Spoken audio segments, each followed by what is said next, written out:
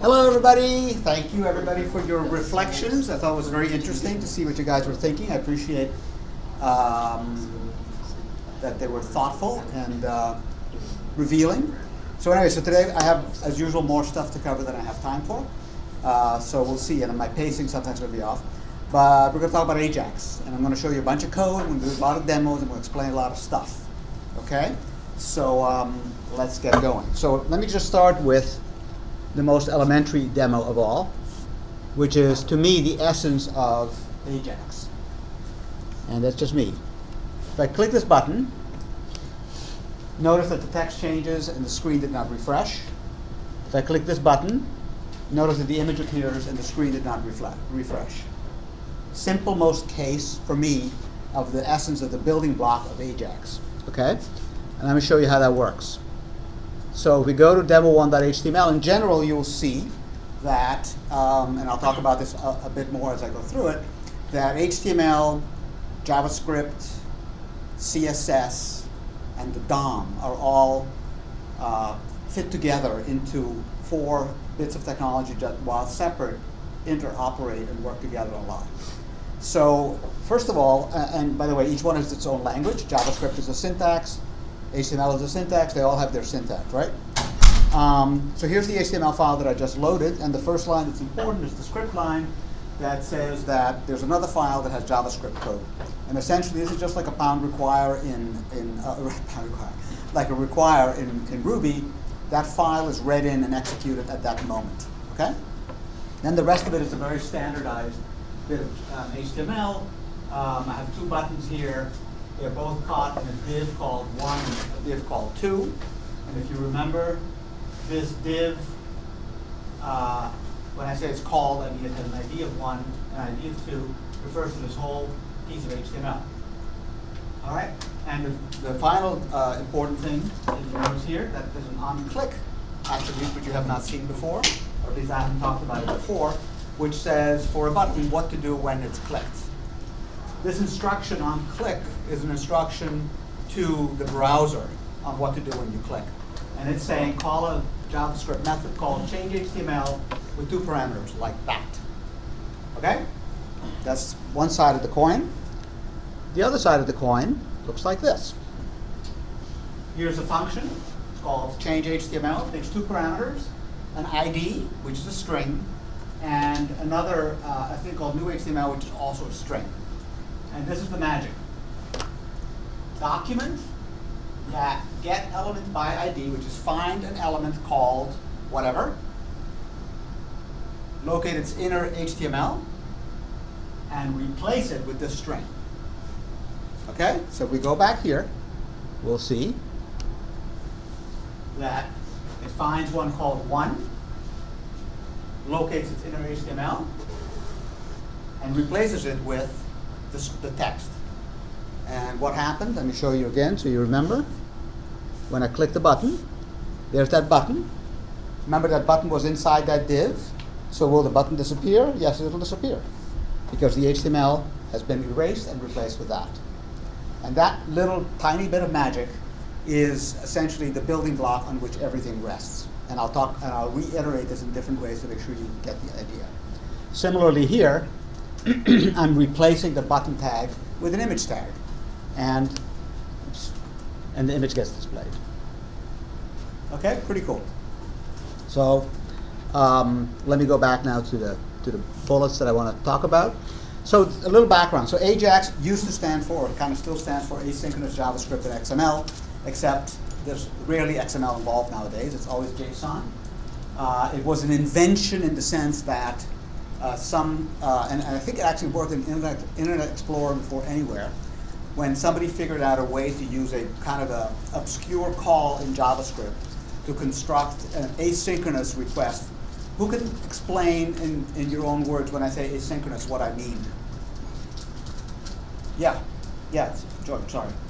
So when you run a regular single-threaded application, then the interpreter or whatever runs line by line. Yep. And if you do a complicated call, which maybe calls an API call and whatever, if it is synchronized, then this line is just a regular line and it's waiting until everything happens in the background and you get the return Yeah. from the server and everything. Right. And only once you get the stuff, then you move on to the next line. Yeah. And with an asynchronous thing here, it does not wait. So it sends the request Yep. to the server, and then it continues executing all the following lines. And at some point, the request comes back, and you don't really know where your program is at this moment. Yeah. And still it has to deal with this coming back result from Yeah. some previous call. Yeah, exactly. So, and that's a very technical, a programmer specific, and the general notion of the word asynchronous is just out of the regular order of things. So if I always do step A, B, C, D, E, and somebody says do something asynchronously, I would go like that, A, B, C, D, E, but meanwhile go do this. Okay, so it's like sequential is everything in order, asynchronous is things out of the regular order.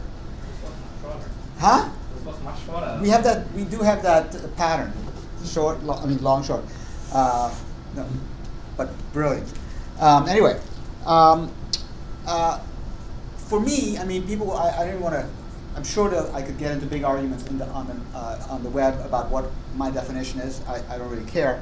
For me, it is anything that causes change in the browser without refreshing the page. To me, that's Ajax. And there's 100 different variations of it, and I'll cover a bunch of them. People talk about unobtrusive JavaScript. Some of these terms, it's kind of interesting, some of these terms make a distinction that mattered when it first came up. And the practice that I was trying to differentiate is so far gone that the word itself becomes kind of less important. But what I'm getting at is, it is possible to write your HTML with your JavaScript right inside your file. So everywhere you have tags, everywhere you have your content, you also have JavaScript code. And that's, from a point of view of software engineering and maintainability, really awful because everything's mixed together. So we talk about unobtrusive JavaScript when there's no JavaScript visible within the file that has HTML, it's all being triggered asynchronously by other bits. So if you hear that term, unobtrusive JavaScript, all that means is an approach to writing web pages where the JavaScript is not mixed in with the HTML. Another term that is relevant in the space is this notion of responsive design that you will also come up against. And responsive design is, again, a term that was invented to contrast with older practices. Many people still will build a web page in a couple of different variations, one for a big screen, one for a medium screen, and one for like a phone. Responsive JavaScript, responsive web design says that's bad, it's a bad habit, it's a bad practice. Instead, design your HTML pages so that they dynamically not just shrink and make the fonts tiny when the screen is small, but actually reorganize themselves totally. Change a headline, a paragraph into a headline, drop some links because they're not important, and literally transform themselves to operate correctly in a small device. Go ahead. That was my job. So tell us a little bit about your job. I work for a company called BlueTrain.io. What they're doing is they're creating a custom CMS for responsive web design, so that companies can outsource web development if they don't have an actual tech person. So it's good for tech people because they can modify the code if someone who doesn't know what they're doing breaks something. And it's good for a developer because they have a lot more freedom to be able to make things look good on a mobile platform, a tablet, and on a computer. They've created like software so that when you go to a website that they're sponsoring, it immediately recognizes whether it's a tablet, phone, or a computer, and reorganizes the content. Exactly. And by coincidence, the Boston Globe website is one of the top exemplars of the best, the best kind of responsive design. Also, by coincidence, one of the two computer science clubs is going to have a speaker next week, I think Tuesday, or next week sometime, who is the inventor of responsive design. So if you're interested in this stuff, check that out. It's either kernel or bitmap or bitblit or whatever the thing's called. Where do they get these names? Huh? Where do they get these names? Students, what can you say? All right, so let's, so for me, I'm going to go over the use cases, the places in which you might consider Ajax, and you probably will recognize each of these that you've seen them in websites. And the question is going to be, how do you build that yourself? Okay, so the most natural, the most common thing is not the most common. One of the first one comes to mind is asynchronous update, which is you're looking at your screen, you're not doing anything, and it changes. Okay, it might change because a calculation completed. It might change because a page arrived from that you requested but took a long time. But the main thing is the screen does not flicker. Okay, generally, it's a sign of a badly designed website whenever the page flickers, whenever you see a refresh of things that shouldn't be refreshed. The second very common example is type ahead. You see it all the time when you type into something into Google, and it immediately starts filling in what you want. The thing that's interesting, by the way, that you may not realize, which I read about recently, is that this type ahead in Google actually is used by the browser to create an illusion of responsiveness faster than the speed of light. And what I mean is that as it's giving you suggestions of what you might mean when you type Brandeis space, and it says Brandeis University, Brandeis Justice, whatever, it is already, while you're thinking which one you want, beginning to fetch those pages. So that by the time you pick the one you want, if you pick one of the top choices, the page is already at the browser, and you get responsiveness beyond what the speed of light could provide. Which gives you an idea, for me, of what large-scale, internet-scale software engineering is about. It goes beyond, like I asked what the page it got here, fine. These unbelievably sophisticated algorithms that not only operate inside the browser, but operate inside the servers and inside the network to create these, sub 300 millisecond responses that we all expect to get. So it's amazing. So anyway, so that's type ahead. So type ahead is another classic example of Ajax. Delayed rendering. If you request a map, you've all seen this, and the map, the page does not, you don't get a wait cursor while the map is coming back. Things appear, boom, boom, boom. In fact, I think with what's going on, well, I don't know, but you can imagine those little pegs appearing one at a time. In-place editing. Okay, instead of the old days, if you had an edit box where you were typing, a modification for a comment for a post, you would literally type the thing in, and then when you hit save, it would go. Now, it's something like Google Docs, you're doing in-place editing. There's no edit box, you're just editing the page directly. That's another example of Ajax. And then finally, what I call server push. I don't know if there is no official term. That is where the ultimate, where the user has nothing to do with it. He's not even waiting for something, he's just looking at something. And because somebody on another computer did something, or on the server did something, his screen changes. So in this case, it was a change initiated fully by the server. Usually it's because user A is on one computer, let's say posts a comment, user B happens to be looking at the summary page, and the number of comments goes up by 1. In this case, user B is not even involved with doing anything with comments, but the server knew to broadcast, essentially, to broadcast to all the different people that are looking at the relevant page that the change happens and can be updated. And in all these examples, all these use cases, the crux of it again is the screen doesn't flicker. We're just looking at a page. Yes? So is Ajax just like a JavaScript library, or is it just a way to use JavaScript to do these things? It's not like its own language or element, or it's a technique. It's a technique. It's a technique. These things go, this is funny because I asked all of you in various places the relationship between engineering and research. This is where people have a need to do something, well, because customers demand it, and they're competing. Internet Explorer, Microsoft is competing to the death against Firefox and Chrome and Safari. And for them, every little detail that's better is going to mean millions and millions of dollars. So they have a directive.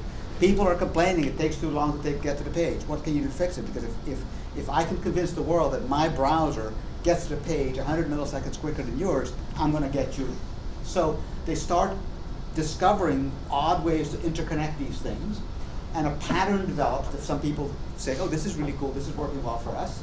And they start telling their friends about it, and they start experimenting, and they suddenly realize there's a set of practices that work really well together, and as a shorthand, they give it a name, and now you have Ajax. It's like I mentioned in passing, hypermedia APIs. That's a very new buzzword that is sort of a level beyond REST. So basically, my long answer, it started as a shorthand for people to communicate, and gradually it became a set of practices, and gradually facilities get built into languages and platforms like Rails, like JavaScript, and so on, to facilitate it. The whole, It works across all browsers then? well, Not- there's no it, right? For example, I'll give you an example. The server push pattern that I'm going to demonstrate for you guys is relying on a very new feature in HTML5 or modern browsers called WebSockets. WebSockets is a new thing that allows a web browser to open a standing connection to a server that is awaiting things to come. Normally servers, the browser normally asks the server and the server sends something. There's no example in which the server, you know, on its own accord sends something to the browser. So WebSockets allows that. So, not directly responsive to your point, but that particular feature is supported in mixed ways. And one of the banes of commercial web app developers is dealing with heterogeneous platforms. You know, what version of IE do you support? And these are not, they're annoying for the programmer, but they're massively important commercially. Because if your Craigslist does not work on 20% of the browsers because they happen to be IE version 6, you got a major problem. Yeah. I think I understand the question of like work with different browsers and stuff. To my understanding, Ajax is comparable to something like information hiding. Information hiding is not a library; it's a way of thinking. I think it's a little bit, it's in between. It's not a library, I agree, but it's not quite as abstract as information hiding. It's a technique. It's a technique that's built on a set of features that puts them together in a particular way. And if you go to an older browser, you'll find those features missing. Bert, did you have your hand up a while ago, or was I confused? No. Okay. Okay. Yes. Oh, you? Okay, sorry. I think it can be seen as an interface in Java. It's not a class, it's an interface, it's a definition of a set of actions, a set of methods. No matter the implementation of the interface, but as long as it has this set of actions like asynchronous, like make HTTP requests to server, then it's Ajax. Yeah, yeah. So it's kind of like RESTful practices. In a way, but I still think it's more on the technique side than it is on the conceptual side. RESTful practice, but it's a little bit like that. But it's interesting because you could talk yourself into thinking that it's kind of a playing with semantics and what's the point of that word. But it does carry, with it. There's books written about Ajax. Put it that way. There's people that are experts in Ajax. I mean, it's a real thing. It's just that it's new enough that it has not been frozen into a package. It's still bits and pieces. Okay. So in general, really generalizing, the technique boils down to this. The browser makes some kind of a background request. A background request meaning it sends a request to the server but doesn't wait for it. The page does not stop rendering. The image is not, the page is not, the browser is not frozen, doesn't give you a wait cursor, it keeps on going. The server, i.e. in the Rails world, the controller creates whatever data that was requested. It then, and returns it to the client, to the browser. The browser then has JavaScript code which takes that data and interprets it, if it's whatever that means. And then finally, the JavaScript in the browser changes the DOM, and I'll tell you what the DOM is in a second, and that causes the picture to change. And that's the general process that applies in all these techniques. So what I'm going to do now is I'm going to sit down, I'm going to go through give you a little bit of JavaScript tutorial and a tour, okay? So here we go. Oh, by the way, feel free to grab your computers and download the indicated GitHub account. Does everybody have it? Who wants it? Okay. So I showed you this. Now, I talked about the DOM. Notice that an HTML page is a tree. It's a hierarchy that has a distinct top, and has nodes, and it has leaves. In this case, the top, in every case, the overall page root of the tree is the HTML content, and in this particular case, the HTML content, which is the root of the tree, has two children. One is called head, one is called body. The head has one child called script. The body has 1, 2, 3, children called p, div, and p. P, div, and div, and so on and so forth. It's a strict tree, and JavaScript relies on this. Okay. In fact, when the file is read into memory, i.e., the browser reads the HTML file, it creates a data structure, which we've all seen over here, which is the DOM. This corresponds exactly to the DOM. And you notice that there's a direct tight linking or a connection between the bit of text, which is really not text in this case, it's structured, and the visuals, because it knows enough that when I put my mouse over it without even clicking, it highlights it over here. Okay? Now the magic, a lot of this magic relies on this interesting fact. Yes? So on the left, there it says under demo1.html, Yeah. it says sailboat.jpg. Yeah. If you hadn't clicked the button to display the sailboat, That would not have been there. Okay. That would not have been there. Okay. And that's an advanced way to show a simpler thing I'm going to show you, which is if I just change this text in the DOM, foo bar, that changes without flickering. Okay? There's this amazing bit of code in the browser which takes this data structure in memory, object-oriented, written in the most sophisticated, probably C++, I don't know what it's written in, that has this tree, and another piece of code which is constantly monitoring this tree and making sure that what's displayed here corresponds precisely to what this tree said. And if this tree changes for any reason whatsoever, the picture changes. It's kind of like a spreadsheet. It's like a recalculation dynamic. If I change this one number, all the numbers that depend on it will change instantaneously. If I change this one piece of text, anything will change. Hence, in fact, we can do it. If I refresh the page, it's gone. Also, if I look in the same place I looked before, instead of seeing that, I see this. Okay? And when I hit the button, it changes. Totally connected. And that's the crux of it. Okay? All right. That's demo1.html. Let's go to demo 2. So in this example, you really didn't make an AJAX call.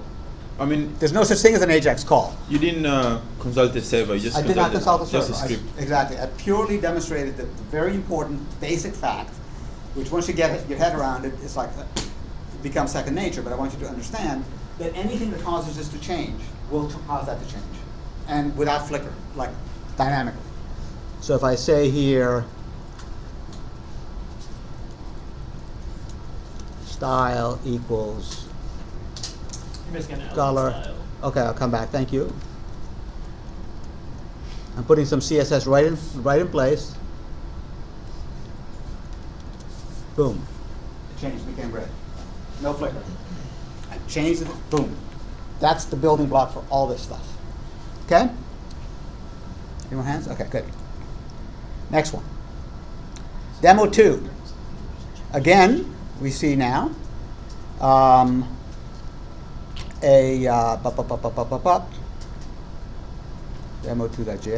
has that. Okay? So over here, I'm looking for it. Here it is. No, that's not it. Oh, I must have. Damn, I was. Did I break it? I was playing with this yesterday. No, that's a style sheet. Where's my link tag, my script tag? Did I delete it by mistake? Anybody? Oh, here it is. Oh, I see. I was demonstrating something. I got you. Okay, sorry about that. Okay, this was from yesterday, George. You were there. So let me just remember what the syntax is exactly. This is what I want. I go back here, put it back, but make it demo 2. Okay. Oops. So as I mentioned before, and now let me. Do I have a mistake here somewhere? Part of the script wrapped in it. Oh, got it. Yep. Thank you. Thank you very much. Now I go over and I open it in the browser. Demo 2. Okay. Now, let's check out what's going on. It's red, and it says hello world, which it didn't before. So if we look here, we see here, I'm going to delete this, because it's, again, I was playing with it before doing the demo. Style. Okay. So when this line is parsed and executed, essentially, by the browser, it's looking for a file called demo2.js, It's pulling it in like with a require, and it's executing it right then and there. Boom. So what's in demo2.js? Let's take a look. Demo2.js has one line. Document.write hello world. Document is a magic global variable that exists within the browser, and it corresponds to the whole DOM. So you can say document.body, document.head, whatever. But it has, and it's an object in an object-oriented sense. It has methods. One of the methods is write. That says add text right here and right now to the DOM that I'm putting in here. And so what happens is, all you have to do is refresh this page. Ah, this is fascinating. Let's go find out why it did that. It said head hello world. But it You're didn't- missing the closing, I mean the opening. Yes, okay. But let's study, okay, so that's not very interesting actually. Okay, got it. I thought it was more interesting than that. So all I needed to fix is this.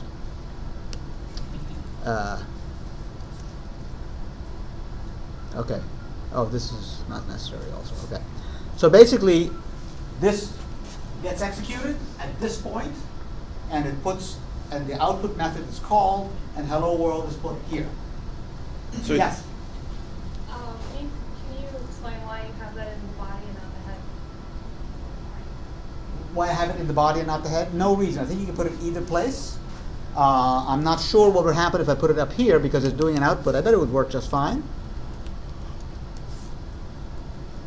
Yeah, it works just fine. I think it's, I'm not clear what is not allowed in head. Is it because it generates the DOM before it runs the script if you do it in the body? Maybe, because for instance, my next trick I was going to try to see, I mean, just because it's fun, was to go like this. Oh. And can you actually, while you're there, add some more text in the body? I just want to see where it's going to go. Yes. If it's appending or prepending. Line 1, line 2, right? That's what you want. Actually, make it paragraphs to make it more clear. Oh. No. Come on, Peter.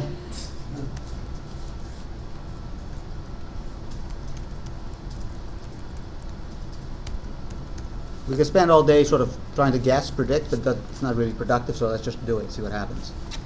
So notice that hello world is an H, this H2 here, so that proves that the text was literally stuck exactly where this line is.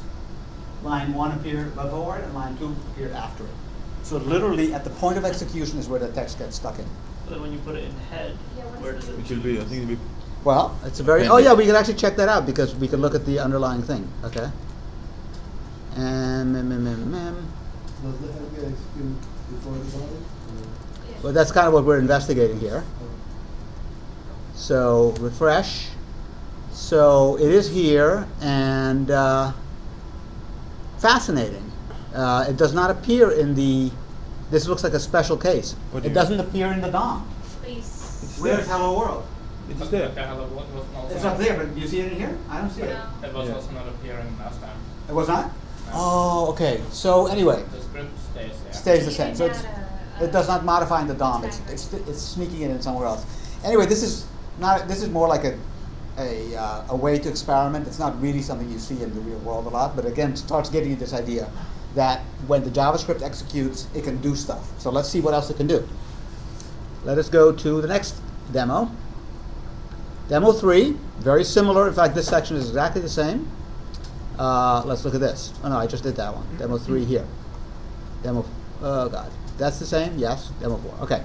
So now I'm going to show you that a little bit about JavaScript. Very, very superficial to get you thinking about it. First of all, JavaScript has nothing to do with Java. Okay? It was called JavaScript for political reasons, for technology political reasons, back when it was first invented, which I forget when it was, maybe the 80s or the 90s, because in those days, Java was new and anybody cool did Java, and they did not want to have to answer the criticism, why are you guys inventing another language? So the language stayed the same, but they changed the name to JavaScript, thereby dealing with that political issue. It is a full-fledged, serious, industrial strength language that you can write any kind of system in you want. It's not a baby language, it's not a toy language.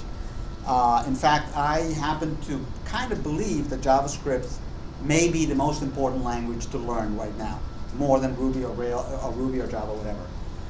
And I say that for a couple of reasons. One, it's the only language that you can guarantee will run on any computer or computer-like device you can find anywhere, from a watch to a phone to a tablet to a computer to a mainframe. Everybody runs JavaScript.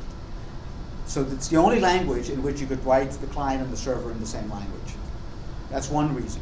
The second reason is because JavaScript is at the bottleneck of performance of the web. In other words, the overall perceived performance of the web to end users is determined by how fast JavaScript runs. Because of that, companies like Firefox or whatever they call again, Apple, Google, and Microsoft have spent a monstrous amount of money optimizing that language. So you have an extremely fast language available on all kinds of computers. Oh, by the way, down to like Raspberry Pis and things like that. So all kinds of computers. It's a really important language. It is it an object-oriented language? I don't know. I think it's a kind of object-oriented language which is different from the kind of object-oriented language that we know. For instance, there's no such thing as a class per se.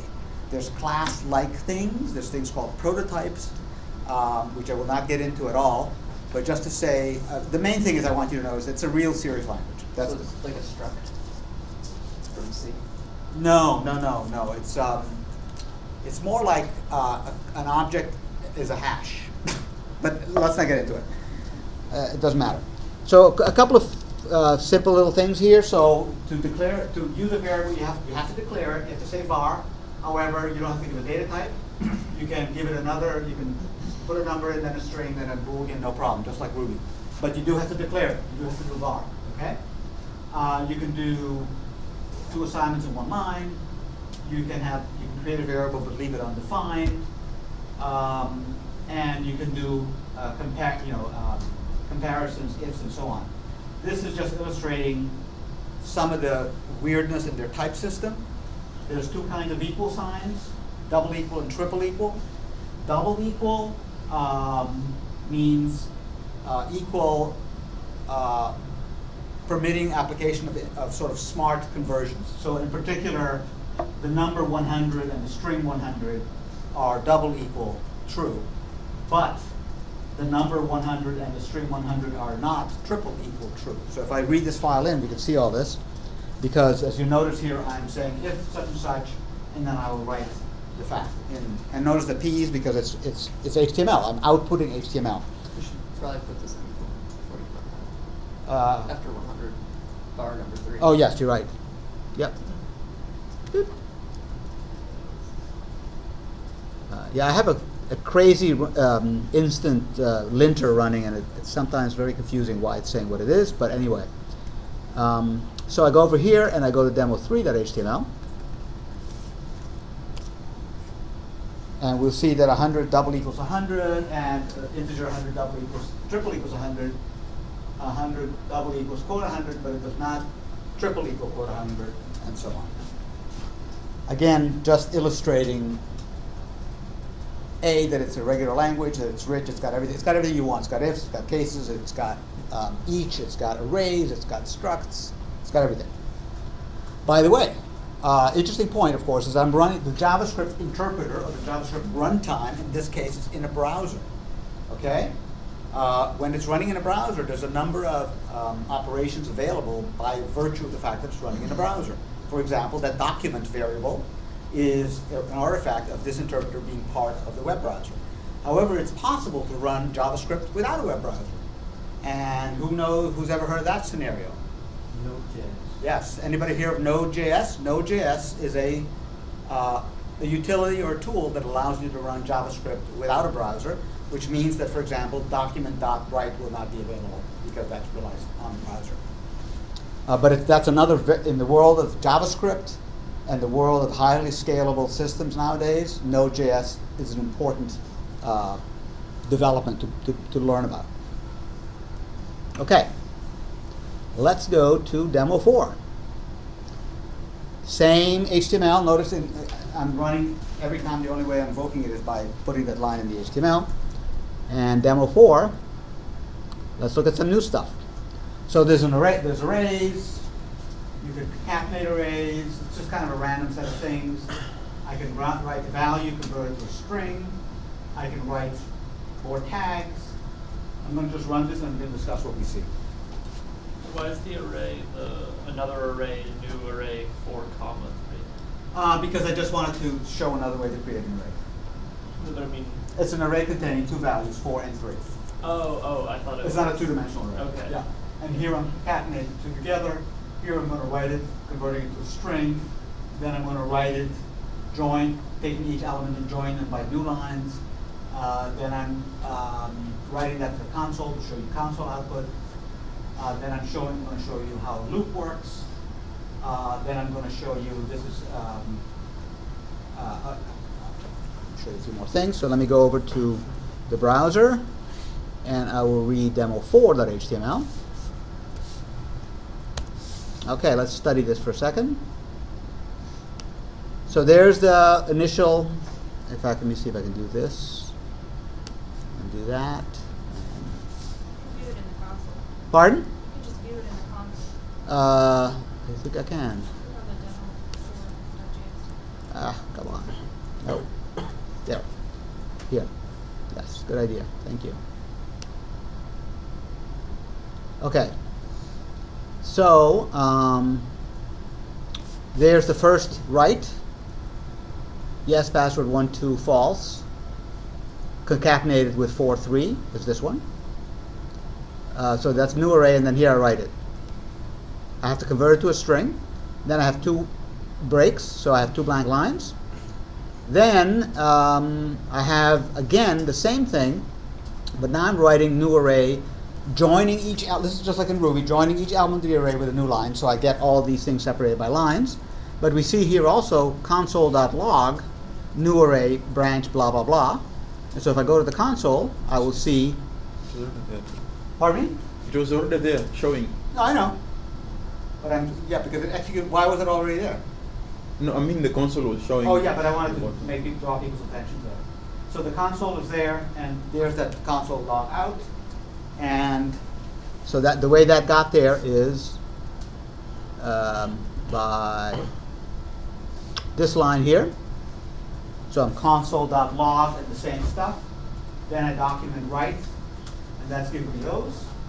Then here I have a loop, and for each step in this is exactly like a Java loop or a C loop, very vanilla. Interestingly, I did not declare that variable I. I wonder how come that worked. But Did right there. I did where? There. Oh, it's right there. Okay. And document write, blah, blah, blah. Good. Now, one more thing that's kind of fun is I have a method there. I can actually go to the console, and I can type hello world. And it puts it there. So I can actually call JavaScript methods from the console as well. All right. And finally, we talked about the log. So define methods, given parameters. The syntax looks a little bit more like Java. Curly brackets. Call it from the console, and you can build elaborate programs. One of the things that I'm kind of like struggling with myself is that every JavaScript program that I've seen that's big is a big bunch of spaghetti code. They tend to be very, very ugly, very, very badly structured, very, very intertwined. And I haven't quite gotten to the bottom of that yet, why that is. But I'm interested in sort of looking into that and reading about it. Is there a real reason, or is it just because the people that program JavaScript generally are not engineers, they're just designers who learned a little bit of JavaScript, and so everything becomes spaghetti. Okay, let's go to the next one. Okay. So now we're going to go to demo 5. Something new, some poetry. So I got a bunch of poetry here. And I'm using it for an example, obviously. So we have, anyway, we'll see what happens. Bunch of text, a lot of divs which are class-like, a few other divs that are class stanza. I have a div down here which is class author. And notice here I end with the script tag. The reason I do that is because the stuff is read in sequentially. and this script will not know about these divs until they've been run through. So if I put this on top, I would have a problem. Okay? Now, when we get to jQuery, you will see that there's a solution to this problem, but this is the problem. The problem is that things are just read in order. And so if the page is slow to read in, especially if the command, if the logic of JavaScript is executed immediately, it's in this case guaranteed that these things will not be developed. But even sometimes, if it's an on-click where you're waiting for the user to click the button, and the user clicked the button too quickly, and the whole file had not been downloaded yet, you might have a problem. So there's a question about when does the JavaScript run, and is the DOM already sufficiently built for it to run? Yeah. I think we can use document.ready to solve this. Yes. Jump ahead. Yes, you're right. But do you know what document.ready does? Hmm? I said, do you know what document.ready does? It's like after the HTML stuff has been fully rendered, Mhm. then execute the function in there. Exactly. Now let's look at the JavaScript. Demo5.js. Okay. So, remember the DOM. DOM's very important. It's a strict tree, as I said. I'm going to try to comment out stuff here.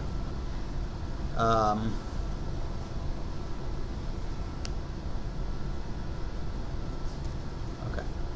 So we start with the first two. So the first one says, send to the console, starting at the top tree, find elements, plural, by class name, called author, index to 0, inner HTML. Okay, remember that. I will now run it. And demo 5, are we doing 6? 5, right? 5. Okay. So, first of all, there's my text. But let's look at the console. So the console,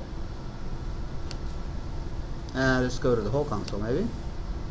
So basically it said here, for h2 and null. Looking back here, elements by class name author, 0 inner HTML, right? So who wants to try to interpret this, or shall I try to interpret it? Yes. Well, I think it finds the element, all of the elements of the class name author. Right. Takes the All the elements with class author, yes. Class author. Yep. And then takes the first one, and then spits out whatever text it has in it. Exactly. So the couple of key things here are the get elements, because remember, if you remember from our early CSS conversation, you could do class equals author, or you could say ID equals author, and somebody asked what's the difference. And I said, well, conventionally a page should have only one ID of a certain ID, so it only have one ID called author. But if you call it class author, you could have more than one. And I said that's not really enforced, remember? Well, it's not really enforced, but you notice that there is a JavaScript method that returns an array of things that match class author, but there is not a JavaScript thing that returns an array of things that match ID author. In fact, it's called get element by ID, singular. So if you have more than one ID called author on a page, it's only going to find the first one. I thought there is always two of those. Two of what? Get elements by and get element by. You can try. Well, you may be right. Actually, I didn't read all of them. I just drew that assumption. It doesn't matter. Let's say there are, there aren't. The main point is that the convention is that classes are permitted more than one, and they're meant to indicate a class of HTML. These are all stanzas. These are all titles. Whatever. ID is meant to mean a individual particular one. Maybe I went too far by claiming the methods were like that. I haven't even looked. Yes. What other methods can you call on those objects? Oh, besides this- inner HTML. There's that style is one that I'll show you Okay. in a second, I think.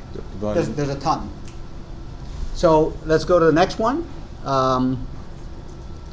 I'm going to comment this out and go to this one. Go to the page, clear this so we know what's going on. I'm sorry? It didn't seem to have printed it out, right? Yeah, I haven't seen any also on the console. Oh yeah, it was there. I just quickly erased it. Let me Oh, just- for that matter. well, Can you see the document, the HTML document?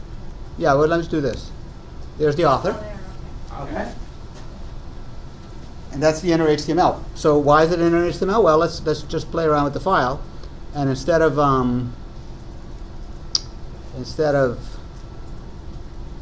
author being Robert Frost like that, I'm going to say, oh, I don't know, H1.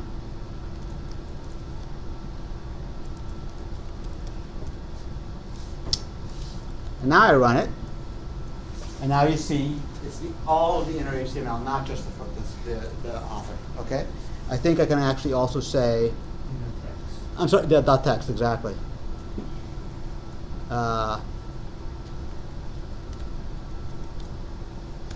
you forgot the parentheses. Inner text. I'm sorry? Inner text. No, I think I'm. Maybe you need to press- Parentheses, the opening parentheses. Nope. Anyway, don't worry about it. So now we're going to go next. Go to the next thing, and run this one. It's going to say this says find an element.id and give me the inner .id first, and give me the inner HTML of that. Right? So I'm going to run it. There it is. So that's all this stuff is what's returned by that. There's only one thing called first, and it's right here. Of course, you see the combination of a class and an ID, which is very normal, very typical. It has both. It's both a class stance. It happens to be the only one and only first one. All right, let's go to the next one.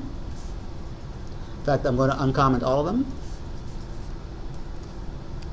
Oh, that's it. Nope. How do I do this again? Nope. Try it again. Nope. I thought I just did it. Control Z. Oh, good idea. That's brilliant. Thank you. Okay, I'm going to speed it up a little bit. So here, I'm taking the author. I'm get out on the class name author. Hey, excuse me. I did change it yesterday. Number 0, I'm changing it to myself. I'm furthermore getting the same thing again. First element, because it's a class, so it could have more than one. 0, change the style color red, change various other things, and merely by virtue of having run those, I will comment these out.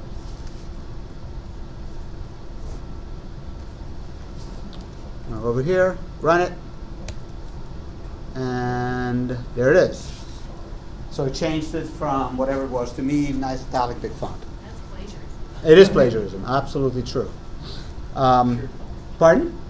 Yeah.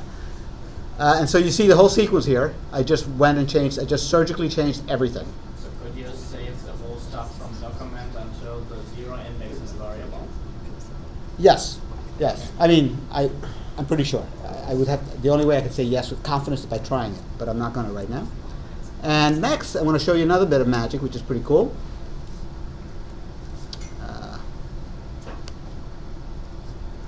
Okay. Oops, no. Notice down here. Let me get rid of these things from before.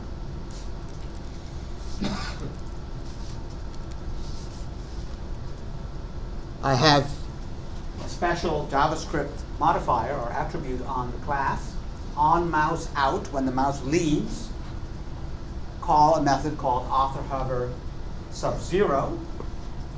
And and here's the first one, on mouse over. So when I come over it, call author hover sub 1. Now what is author hover? It's a function. JavaScript. Huh? Yeah, that I wrote. So it's over here. There's author hover, very simple. Argument 1, document, get elements by class name author, 0, style, font size, big. And when I leave, make it small. Okay? So is this the way to go to define JavaScript method calls in the HTML? No, this is still pretty obtrusive. When you get to jQuery, you don't even do this. I just want you to understand how this stuff gets built up. I mean, this is a way to go, obviously. Yeah, you can do this in CSS with CSS. Cool? Notice, by the way, this is interesting. Before I hover at all, it's at 100%. So the first time I hit it, went to 200, to 300, then it goes back to, no, sorry. So it's, anyway, it's correct. Okay? Good. All right. Let's see if I have anything else left here. Any more tricks? Any more tricks? No, I won't go into that. The power here that you have is to use between, get element by, you can iterate through all the children, so you can find a UL tag and go through each child of the UL tag, get all children, get first sibling. You can navigate up, down, left, and right through this tree to do whatever you want in JavaScript. But it's very, very cumbersome and time consuming. In a second, I'm going to show you jQuery and how it overcomes that and makes it much simpler. Okay, but the building blocks on which jQuery was created is what I'm showing you here. Another thing that's interesting to think about is that there's a sort of a, this is a little bit philosophical, but tools are built, languages are built with collections of libraries, and they're thrown out there. Clever people start looking at them and figuring out ways to use them, and that creates certain patterns. Then new clever people say, everybody's doing that pattern, let's create a library to make it easier to do that pattern. And then the next level after that is that the pattern itself gets built into the original language.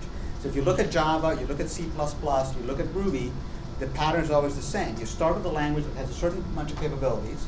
People start discovering powerful things to do with them, write a lot of code, say, this is nice, I want to share it. They turn it into a library, they popularize it, document it, they make it available to everybody. It becomes so mainstream that everybody does it, and suddenly the next generation of the language or the next language incorporates those as primitives.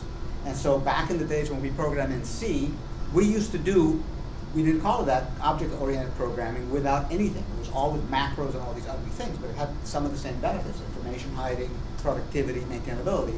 People did it so much that they figured out that we should build tools to sit on top of C to make it more object-oriented. That became C++.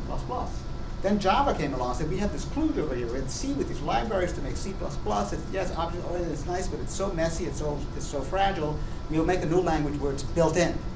And that's how the evolution goes. jQuery is actually a library of JavaScript written by some people who found themselves doing the same thing over and over again and finding it too inefficient. And gradually it's become a thing that has its own curriculum and its own libraries, its own theory, and its own debuggers and everything. And so you can maybe surmise that in the future, all that stuff is going to fold and totally back into the browser, into the JavaScript language itself. So that's a very common evolution of build a tool, use it in a fancy way, standardize it, decide it's the way to go, and incorporate it back in the next generation of the tool. Yeah? You do everything that you can do in jQuery. You can do it in JavaScript. You can do it in JavaScript. Yeah, because And jQuery like- is just a big library. Yeah, well, it's the old universal Turing machine. You can do everything and everything. But jQuery is just a bunch of JavaScript code. Just like Rails is just a bunch of Ruby code. You just use JavaScript or jQuery to do anything JavaScript? Well, I mean, Is it- jQuery sits on top of JavaScript in the sense that to actually code actions, you often have to use JavaScript. So it's a framework like Rails to Ruby, jQuery to JavaScript. Yeah, I was gonna say jQuery is just an extension of JavaScript, right? It's not an extension technically. It's a big library that is used very commonly with JavaScript. It's like Rails vis-a-vis Ruby. It's not an extension, but it's a standard library. I mean, just like all the standard libraries you use in Java. This massive amounts of code that are not part of the language, but they're so mainstream, everybody uses them. And it's the same kind of dynamic. And it's and you'll see it language after language. That's how it always goes. Okay, next. Demo 6. Skip. I'm going to skip that. I'm going to go look at some Rails code now. All right, let's go look at some Rails code. So now you guys can all load up form demo if you want. Oh.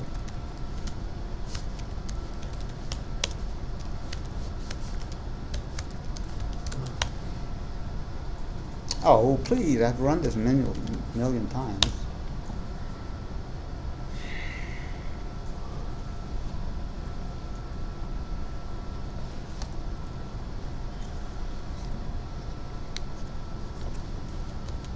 Rails S is just Rails server for people that are lazy.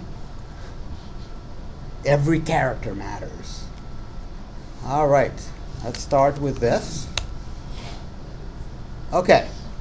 So for my first trick, I will hit search, and I will put here shoe, and I will hit search. It didn't flicker. Okay, how did that work? Anybody want to speculate how that worked? Use Ajax. Well, yeah, I did use Ajax, but like A for you. Yes. So you made a call to where we have it on the database Mhm. and use JavaScript to input, basically add to the DOM, Mhm. created all those divs with that data dynamically input. Exactly. So let's look at the code. But wasn't that pretty? I don't know if you guys did it, but it was so beautiful. Makes your heart go pitter patter. Mine anyway. It's a little bit weird, I know. So let's look at this. Let's take it apart. Probably one of your best tricks. Pardon? One of your best tricks, huh? Well, I have more. Many more. Form demo. Okay. So let's take it apart. The first thing I did, and I'm going to run out of time, but that's okay. I will continue on sometime. This code is all there, so you can go take it apart. I really, those of you who need the pusher, I have a feeling I'm not going to get to it. Look at this code and grab me, and I will explain it to you. It's very easy once you figure out the magic code. Okay, so let's look first at you know the old joke: the consultant was hired by NASA to fix a problem in the space shuttle, and he was paid $100,000. And when he was all done, a month later, a week later, he said, "I just had to change one line of code." And they said, $100,000 for one line of code? And he said, no, one line of code, that was $5. But the rest was to know what line of code. And that's kind of what I'm doing here. So the trick is what line of code. Once you know it, it's pretty obvious. So let's go to items controller, where we found the search. And we looked at this before, but now it's a little bit different. So here's the do search action. That's what's called when I hit the search button. And I grabbed the parameters. I wrote, oh, this is an interesting quick little side. I wrote as a class method on the item model a piece of code that does the search in a totally non-UI oriented way, which is a pattern to think about. Where does the code belong? So if I quickly look at my items model, and I won't take it apart, here's my item search, and it takes parameters like this. It has no knowledge of anything, and returns basically a collection of items that match the search. This code is separate from any UI, any server, could be tested on its own. This is a classic example. This deserves to be unit tested because I have some fairly tricky logic here to construct the query. And in a normal world, I would have written a unit test to make sure I didn't mess it up because there's a lot of permutations. But anyway, that's not the main topic here. The main topic is I call it, and when I get here, the @items variable contains a collection of items that match the query. Okay? I'm in the controller, I push the search button. That's all that happened so far. So now, instead of saying respond to format HTML, which you've seen before, I'm responding format JavaScript. That means that the return value I'm going to send to the server is going to be JavaScript, not HTML. So let's take that apart. First of all, where do I find this code? I find it in the views, because it is kind of a view, items, search result, no, do search.js.erb. Why do search? Just like before, the name of the action is do search, hence the name of the view is do search. Except because it's JS, it's do search.js.erb. If I look at that code, oh, just one line of code. Isn't that great? So let's look at what this line of code does. First of all, this is now jQuery. $, quote, pound, search results, close quote, is JavaScript, but utilizing the jQuery library. And the $sign notation is so confusing because it was put there by lazy programmers that did not like to type what you really should type, which is jQuery. So this is just an alias for that. And it's just because they got tired of typing the same thing, they used this strange feature of JavaScript that a variable can be called $sign. Yes? So if you type jQuery there, it will still work? Yes, exactly. But you'll see this everywhere. You probably all have seen it and wondered what this strange thing is. That's what it is. It's jQuery, and the result of that thing up to the parentheses, this is jQuery now, although it's implemented in JavaScript, is to look at the document object model and do all the search for elements by and find children, everything you need based on that path, and come up with one or a collection of resultant nodes in the DOM tree. Okay? This notation, town search, mimics exactly the notation you use in CSS, although it's not CSS. It's a totally separate thing. Just use that syntax because we all know it. So this pound search means find me a node in the tree, or find me a tag that has ID equals quote search. If I had said, for example, P pound search, just as an example, it would mean find me a paragraph that has ID search, and then dot whatever you want to put here.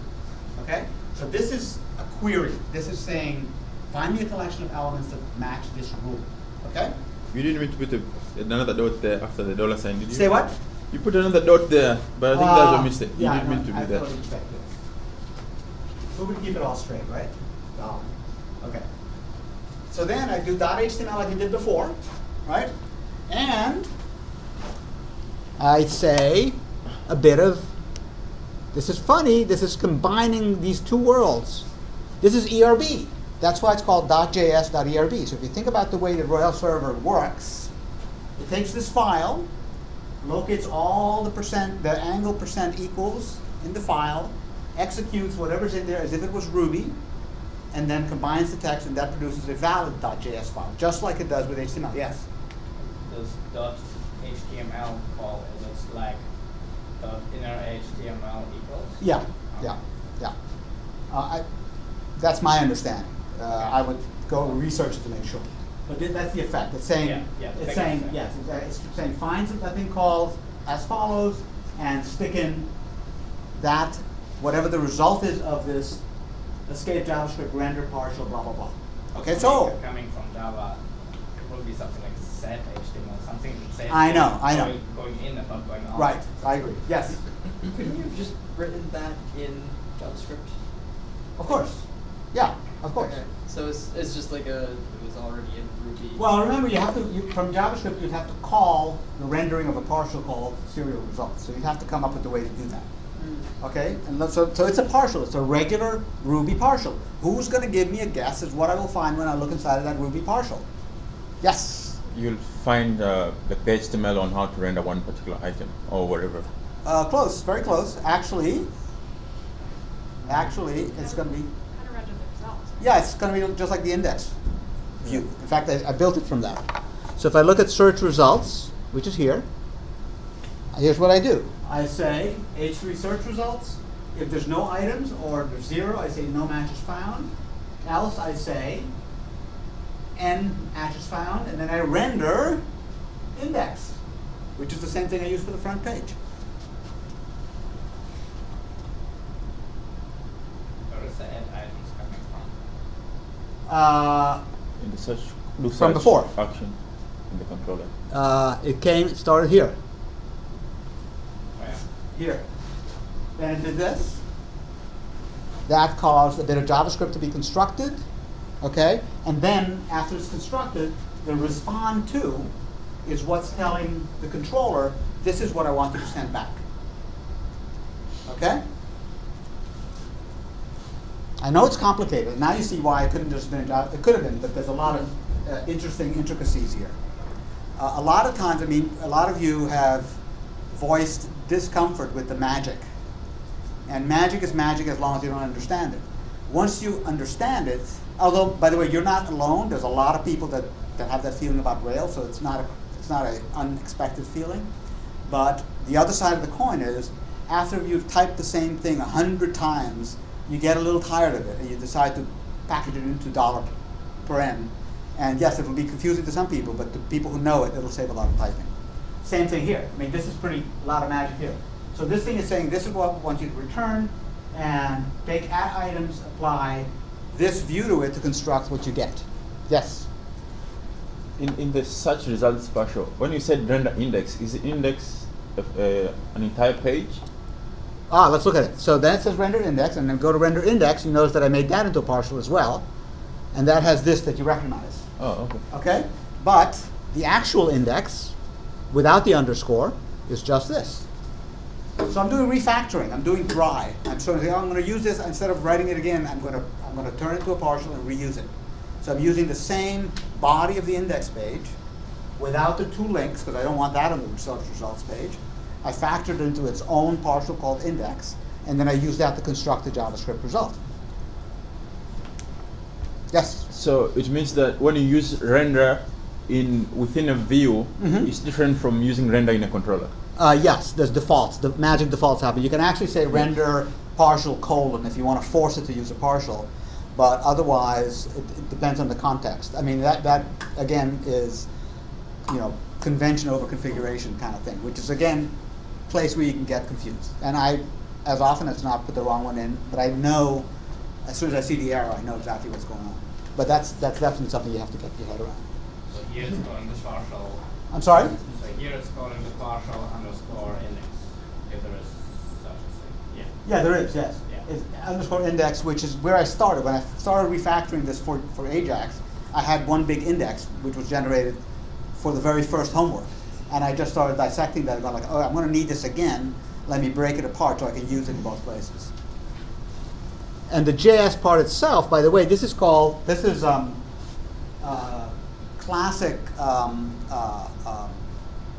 what's the word again?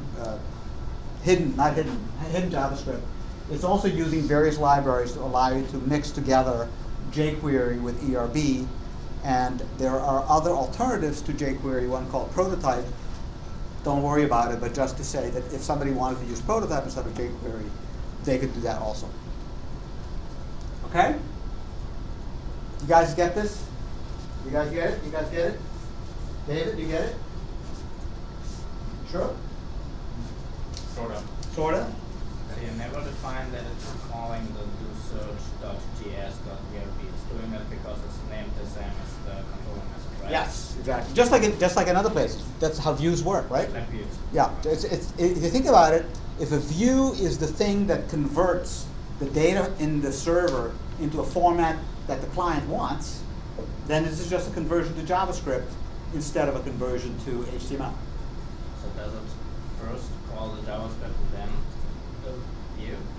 What it does is, the first thing that happens is the Rails server will run this file through the ERB processor to expand all the percent equals, and now you have a valid JavaScript file, and that JavaScript file is returned to the client, and the client executes it. I mean, in the client there is a do search method, right? In the client, there's just a In button. the controller, sorry. In the controller is a do search method, yes. And assuming there will be also a do search.html.erb view, which was not the case here. There is not the case here, But yes. assuming there is. Yes, And there is a do search.js.erb. right. Which of these, the last two? It depends on what the client was asking for. So the client, okay, the final piece of the puzzle. Is it the client or the format the controller chose to return? No, because the control, in this case, there's only one format the controller can return because that's how I wrote the controller. But you've seen it where it allows different formats, and the different format is based on what the client asks for. Okay, and if you look at the form, the search form, which one is it? Let me think. It was in the, not here. It's in the top level thing. It's in Search. No, I think it's in index, isn't it? Let's see. The Search calls for search controller. We go to items controller. It calls this. That puts up the search box, right? Oh yes, the search form. So it's the search. Where's my search form? Do search? No. Search. There it is. Boom. The fact that this up here, up here, remote true. That is telling it. You've read about remote. Remote true in Rails is what makes the mechanism of asking for JavaScript, and whenever it arrives on its own schedule, executing it, which is how this whole thing works. So I'm looking at the search form. I'm looking at it. I hit the button. Still looking at it. it fires off a request to the Rails server saying, go to items path with a get, but ask for JavaScript, remote true. It gets the JavaScript back and it executes it. And then that causes the DOM to be changed and the page to be redisplayed. The search results to be displayed. So the JavaScript does not initially load up this page. No, it's not. It's loaded on and off. It comes asynchronously, exactly. It comes as a result of this request remote true. Not the result that the JavaScript file was out of the JavaScript itself. The JavaScript is not even on the client. It's sitting in my Rails a Rails view. It's not part of the HTML, but it's not on this page. This page gets displayed without the JavaScript on it. When I hit the search button, it sends a call to the server with probably .js at the end of the URL. The server will then know that what it needs to return is not HTML but JavaScript. Then when the JavaScript arrives asynchronously, it gets executed, and the result of the execution is to populate that big div. Luckily, I'm taping this. So, okay. Don't think I typed this in correctly the first time. Okay, I had to go back and review. That's kind of fun for me, actually. I had to go back and review how does it work, and then I had to sort of refactor it to make it as clear as I could. Okay. So I think I went through all the parts for this.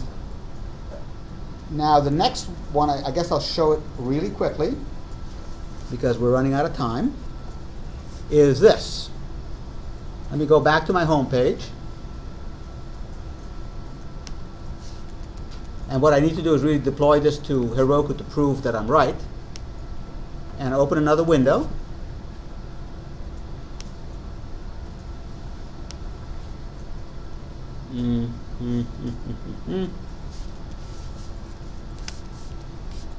And there's the red belt in two windows. Red belt, comment, there's 3 comments. Red belt, there's 3 comments, right? I go to this one, and I hit this, which I agree is going to create a comment. That's not good UI. It should be something else. It's just what I built for demonstration purposes. I create a comment.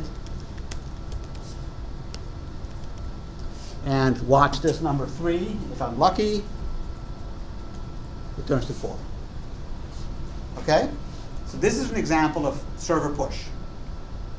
Now, since I only have a little bit of time left, I'm going to, no time left, really quickly explain to you what's going on, because it's one thing to make this work on my computer where it's all within one browser, but this design is meant obviously for 2 different computers. And the way this is implemented is with a feature that's new in HTML5. It's like the latest way to go, and it's called WebSockets. And I have code in here that when this page is first loaded, this page, it opens a connection to the server and says, this is your channel to tell me stuff you need to tell me. And then it goes away. All right? When this thing is created, when I hit comment, it actually initiates a message to this pusher service, and the pusher service then tells all browser windows that are open that there's an update coming. And that's how this number gets incremented. So I'm just going to show you a couple of things because I know that was way too little to understand it. But for example, one thing that's interesting to see is that if I look at the list, and we look at one of these, you will notice that this number, that's interesting. It's not what I expected to see. Yeah. Oh, right. That each instance of a number in that table you saw before with all the numbers, each instance of it looks like this. href, that's the comment button. We know about that. Then parentheses, then the number 4. But notice what I have to do. Every row has a different and unique ID. Comment-count-1 for record 1. The next one will say comment count 2, comment count 3. So now I've given a name to all these numbers. And that's, again, the hook on which I'm hanging the ability to update it in place. Okay? I'll show you one other thing. Again, this is just to give you a taste because I know it's incomplete and rushed. I'm going to go to ping.com. Pusher.com.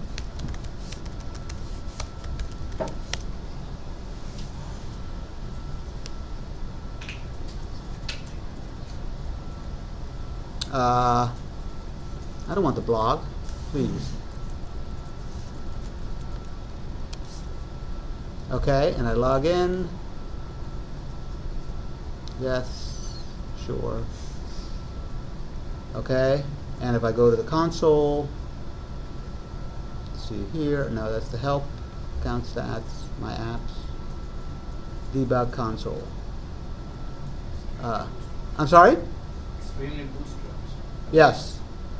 Well, we only had one message today. Can I do yesterday? But basically, this is a server that is designed to receive a ping from one of my clients, the one that had the comment created. Actually, it's coming from the server, and with instructions to tell all the other clients that have a WebSocket open to update the number. And that's done with JavaScript again. But we're out of time, so this is just a taste. We can decide if we want to cover it again in class, you want to look at the video, or you want to do it one-on-one. That's it. It was a busy class. I'm glad I was able to cover a lot of it. Remember, the homeworks are changed next week. The only homework is to prepare for Thursday. Take advantage of the availability of me and Amin if you need help, and let's go make it happen.